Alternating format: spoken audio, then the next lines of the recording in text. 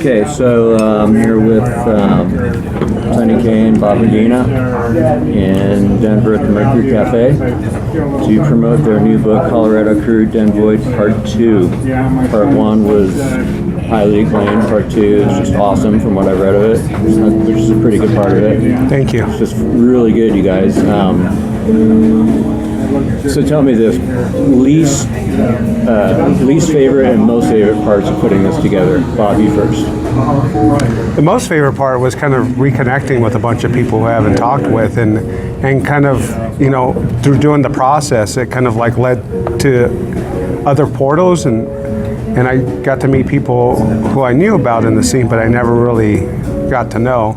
And through our chat, through interviews and stuff, I felt like, I feel a little more complete and knowing about the history of some bands and people, and so that was kind of one of my favorite parts of the book. That was my experience reading it, was that I felt like I had a much more complete picture of the scene than I did just as a little scene stir in Boulder, kind of like I was, or I went to Denver shows and Fort Collins shows too, but anyways, least favorite part. Least favorite part of the book? Or just putting it together? Yeah, I guess the least favorite part is kind of like, it just felt like it was never going to end, because like one portal kind of opened up another, and just kind of like, I think one of the problems also too was going kind of like from afar, kind of going back and forth with Sonny, and having lived in Abu Dhabi, it became kind of, we were just on different time zones and stuff. So it was like a long distance relationship, really? I guess, that's what I would kind of call it. Really? Yeah. That sounds a little laborious. But it worked. I suppose. Yeah, we made it work. Yes, we were both passionate about it, and Sonny just fucking killed it. I mean, just his design quality of the book just is, I couldn't believe it, like when I actually had it in my hands. It was just like, I couldn't put it down. Yeah, that's great. That must have been a really good feeling. Now, Sonny, you did all the layout. Yes. All the design. I'll ask you the same question that I just asked Bob in a second, but something that's been really eating at me is, where did you get all those perfect pictures of all those flyers? They're like in pristine condition. Like somebody actually had 7 file cabinets of punk rock flyers somewhere in their basement that they kept in perfect condition. I do have that. It's not quite 7, but it's a couple, and it's not. What great photos! Good, yeah. I mean, the photo part was almost like an afterthought. Like I realized once we started getting like all the drawings in place and all the flyers there, I started, there were some bands had a bunch of photos, some bands had none, and I started realizing like it wasn't. This whole thing is not just about bands. You know what I mean? It's not just about people who left records or some kind of like visual record of it. It's also about all the kids and people who were going to shows and everybody who was part of it. And I started thinking like, shit, like none of those. We haven't really talked to any of those people about. We haven't really spoken to anybody who's not a promoter or a band member. And so I thought at the very least we should try and represent people visually. So I wound up trolling a ton of Facebook pages, and in a few cases hitting people up who I wasn't even in contact with, and just saying, hey, do you have anything from back then? And then a few people really did come through with some awesome things. A lot of stuff I just borrowed.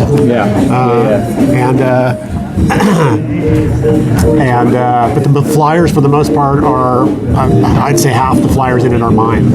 I just have I'm in a pack rack for a long time. That's cool. That's really cool. That was a really cool aspect of the book for me to see, because I've been to a lot of the shows.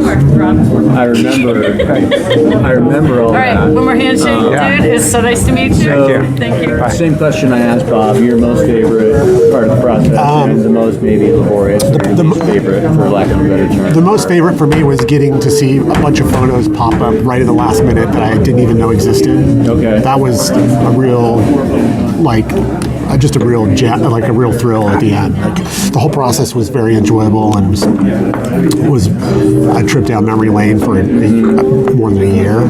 But at the last minute, I just, in hitting people up on Facebook or connecting with people, a few things kind of showed up that I was just, to me, kind of make the book. And now I can't even imagine doing it without these certain pictures in it, because it actually would feel kind of incomplete to me without these. Okay. So that, for me, I think that was probably the best part. The worst was definitely kind of what Bob's saying, like not so much the feeling that it wouldn't end, but for me, the feeling that I wasn't gonna ever really finish. Like, I could keep working on this forever. You obviously, as I was reading through the book, did a lot of the interviews, a lot of the actual writing. Sonny, you've got your fair share of that too. Sure.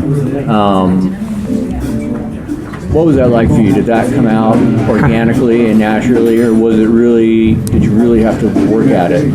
I think it was naturally. I feel like I can just go up, talk to strangers. That's what I've always kind of like done, even as a kid. My parents used to tell me. It's always been like, that way, yeah. Yeah. So it felt like it was natural for me just to start off conversation, and it was cool because I had like maybe a set of maybe 5 questions, but often the interviews for themselves just led logically from one idea to the next. Very organic. Not even having to try with most of them. There was a couple interviews where I felt like I had to prod people to answer. I noticed that. You have some pretty direct questions to some of those guys. Yeah. And I respect that, That's cool that you were seeking out the real truth. Yeah, I just try to get something a little bit deeper, and for some people, I think we definitely hit points where they felt uncomfortable or exposed and stuff. But I think I kind of like walked them through it and just kind of like, you know what? Like with Mark Brooks, for example, talking about his depression or whatever. His nervous breakdown. He felt it himself in the book. Right, and I think that's important to be so forward about it and to actually be able to deal with it. I know. I'm sorry you can't get rid of me, but I found some more money, and I need another book. Please take one. Can you address it to Historic Denver? Yes. All right. Okay. Sonny, well, Bob's kind of taking care of the signing of the book or whatnot. Something that struck me, not as odd in the book, but and maybe even a tiny bit out of place with Psychic TV. That not out of place, but I never was really exposed to them, so that was all pretty much new material for me to read about those guys and Thanks, I appreciate it. the quote cult. Yeah, I would tend to agree with you too, because to me that's the one aspect of the book. First of all, that's not inherent to Colorado. It's rooted in England.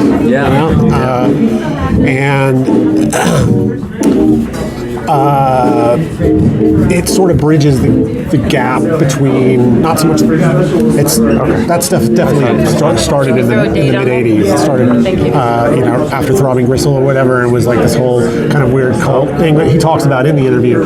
For whatever reason, like it took root in Denver, I guess, because there was instrumental people in it living here. So it's funny because when I was becoming in the book I talk about when I was in high school going to like goth night at Pogo's or late, the after hours thing at Pogo's and stuff like that. What's up, Matt? Hey, how you doing? Great. We're doing an interview. Okay. Jesse's recording this. Please. Hey, what's up, Matt? No, you don't have to be quiet. I remember sort of like, like Sean Partridge, who was like one of these fringe. I remember his name being mentioned. Yeah, there's kind of overlap as far as I could see as a young kind of outsider. There was this overlap between the Psychic TV thing here and this like Partridge Family Temple thing. It was basically like, it just seemed like kids a couple of years older than me who always seemed like they were on acid. Okay. And they would always like be flyering at Pogo's. I would be outside standing in line with Sean waiting to get in. Right. And they'd be coming down the line. And I remember Sean Partridge would always be high or something, and over again, like 3 or 4 times, he got in my face, was like, dude, you remind me so much of whoever this person was. I never found out who the other person was, but it was like, dude, okay, man, like this is the 3rd or 4th time. Like, don't you remember me now? Like, it was kind of annoying, you know? Just started like kind of like wrote those guys off as sort of like acid casualty, whatever. Okay. But clearly, the psychic TV thing had legs way outside of Denver, and like, you know, like, Denver's always had that weird thing. I mean, Bob Furbish is in the book a little bit to do with foreskin and forelock pinchers and stuff, but Denver's always had this connection to that whole Death in June, the whole industrial thing, Boyd Rice was in here, like that. For whatever reason, there's like Denver has been a magnet for that stuff. And so it's the psychic TV thing, although it really doesn't factor into anything else. It doesn't really cross over with anything else in the book. That's like I don't know. That's why it intrigued me, because it really, because it's headbang. Really Because it's headbang. It's because it's him personally. It's not so much the band. It's about him. As a promoter in Denver, and then he kind of like that was sort of like, and his story and dabbling with, you know, sending in samples of flesh and blood semen, and semen, and was really a trip to me to read that. Yeah, but if you think about that, because it's real, because people were actually doing that shit. That stuff totally influenced what Julie was doing with her, with her project. You know what I mean? And she mentioned them in her chapter. Yeah, I just read it today. Yeah, it kind of comes full circle with that a little bit. And even you know, even in the Headbanger article, one of the photos is a photo Julie took with some graffiti that I think he wrote. So it's kind of just this funny, like weird loop. But I know what you mean. But there is a connection to that, just because Headbanger is such a part of the story here. Sure, you know? sure. So something that my girlfriend asked me, because she's not really familiar with this scene at all. She was doing something else at that time in her life, but she's intrigued at with the book and what you guys are doing. So to her, she described it. She said, "You guys just seem like one big family," and to an extent, I believe that was true. But yet you had so many bands doing so many different things that I think that naturally formed schisms or factions sometimes with other bands. Now, the notorious incident with Arnold and the beer bottle is a perfect example of that. You know, it was like that initially was driven by conflicts within the band, was it not? Kind of, but that spilled over to that time when those guys came up when Savalas was playing that house party. That's right. And those guys, we call them heshers, I guess, like the acid crew, came and they threw you in the snow or something when they were like leaving. Hoy's house across from Boulder High? Oh, I used to go to tons of parties. Yeah, sure. Yeah, so you had gone out and they just assumed you guilt by association. So I think they fucked you up that night. Yeah, they threw him in the snow, and I remember you coming like, they threw me in the snow and stuff. Good old days. Yeah, they trashed the house and they like ran out. And I think, first of all, I think that stuff is human nature. I think you find stories like this in any scene, in any group of people. Right. But in the case of those particular two people, I think, I think it's a little bit of a culture clash. I think that they are from a different kind of. I think that they had utterly different mentality than I had. Different mindset. Yeah. And even though punk was the common denominator. It's just that it's the lowest common denominator. You know what I mean? And like it's this thing that we barely loosely have in common, because their definition of what that is, I'm sure, is different than what mine is. Sure. And like it's you can split hairs about it forever. But like, of course, we can sit here and dissect insects, but why bother? I think we were all young and full of bravado and arrogance. Of course. Now, I wouldn't go so far as to say the same about Bob. Bob, you always had a streak of humility and kind of very friendly affect about you, which made you kind of stand out in the scene for me because there was a lot of intimidating, tough dudes in the scene at that time. You know, not to mention Sean Slater and his crew, and Skinheads, but. You know, you just always seem so genteel with your approach to life. How's that working? Still alive. Living in the Middle East. I'm living in the Middle East. So. You're a married man with a family, teaching abroad. I mean, it seems like the choices you've made have turned out pretty good for you. Talk about some of the opportunities you've had, just briefly, that have kind of led you to where you're at. Well, I mean, I went to CU just so I can become a teacher eventually. You know, becoming, I guess, an art degree. Learn how to become an art teacher, and I don't know. I just felt like I've always kind of gotten along with people and just kind of accept people for who they are, what they are, and not judge them. I think that's the important thing is not to be so critical. I think I understand that people are human and they're just capable of all sorts of things, and they're not. Each person kind of grows up with their own set of whatever. Ethos. Yeah. Or they just come pre-packaged when they come and meet you, and you could either battle against it and not get along, or you can just like, okay, that's who you are. Cool. Let's get along. Let's find that lowest common denominator, and we can just meet on a certain level and stuff.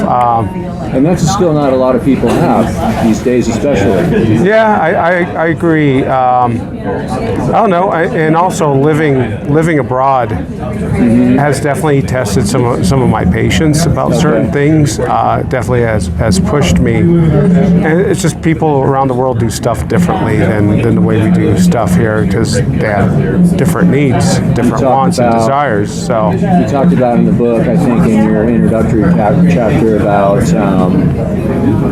the tendency for the media, or for like in a movie, for example, in the part of the world where you're from right now, to take out any scenes of intimacy in a movie. Yeah. But yet they'll let somebody shoot another guy with a gun. Yeah, and totally. That's okay. And posing that question, posing that question to your students, is that okay? Basically, what was their reaction to that? They just felt their reaction. You just talked about those. Well, most of the kids kind of felt, because Egypt being what it is, responds to kind of like, you know, being tough and being kind of like authoritative about stuff. So that's okay. But the idea of being tender and to show love is kind of I think a foreign concept. I mean, I think they do through maybe like music and stuff, but that's, you know, not the same thing. But not the same thing visually, because visually it's just, you know, it comes like, oh, that's pornography and that's like, that's shameful. We can't see that. Okay, just a couple more minutes with you guys before, of course,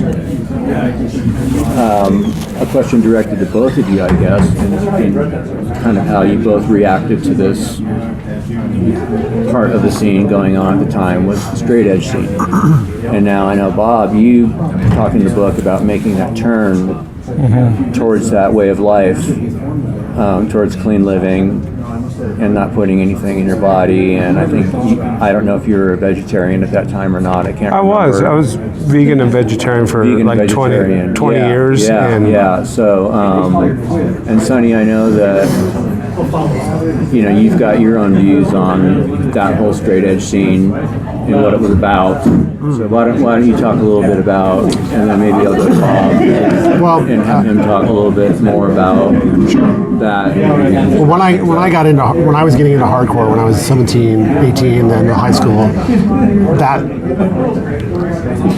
the straight edge resurgence, the second wave of straight edge or whatever, was at its peak. And so there was, like, you know, Youth of Today were really popular and tons of straight edge bands coming and playing in Boulder all the time. In fact, that whole summer of 1989 at Penny Lane, it was like all straight edge bands. Yeah, it was. You know, the Uniform Choice, and I remember. Instead, everybody. And so I was aware of it. It didn't really appeal to me that much because the aesthetic of it was too jocular for me. It was just too sports oriented. And I've always been a visual person. I've always appreciated darker stuff than that.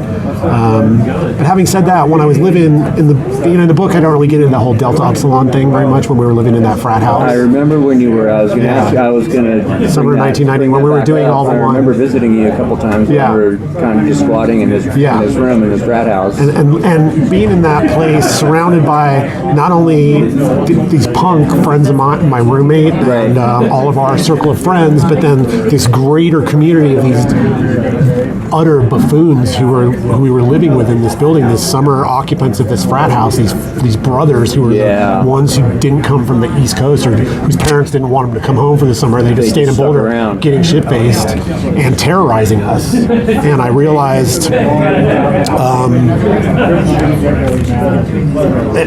it was the whole straight edge thing at that point to me started to take on a whole different kind of, not really appeal, but I started to see the sense in it. And I kind of started withdrawing, even during that space of that summer, 3 months that I lived in that apartment, I started withdrawing from a circle of people because all anybody did every day was get wasted. Get fucked up, yeah. And I was like, I got to get up and go to work in the morning for one thing.